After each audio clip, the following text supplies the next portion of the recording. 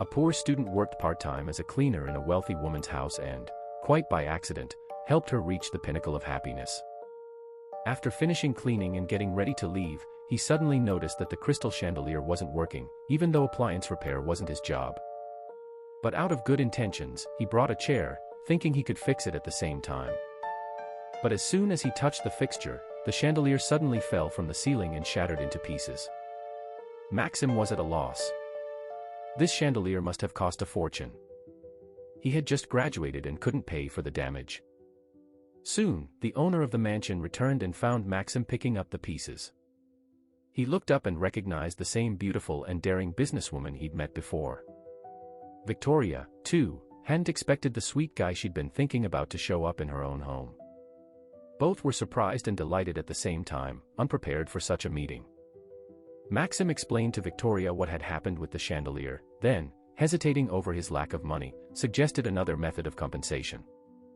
He didn't know her well yet and didn't understand what she wanted. Victoria hesitated, as she lived alone and had never considered hiring a male assistant. But meeting Maxim's pleading gaze, her heart instantly melted. And she couldn't refuse. So Maxim stayed with Victoria. As a housekeeper, Victoria thought living under the same roof with Maxim would be uncomfortable. But it turned out to be the best decision she'd ever made. The once cluttered mansion sparkled with cleanliness. When Victoria stayed late at work, a hot dinner was always waiting for her. But she didn't know that Maxim had decided to stay. Then they went to the supermarket together, looking like newlyweds. At that moment, two store employees greeted Maxim. Victoria learned that he also worked part-time there and assumed he was from a poor family. She'd figured it out with so many part-time jobs, but she didn't know Maxim's dream was to become a priest. He worked several jobs and donated almost everything to an orphanage to help orphans, but his modest income wasn't enough. So when Victoria, taking pity on him, offered him a raise, a glimmer of joy appeared in Maxim's eyes.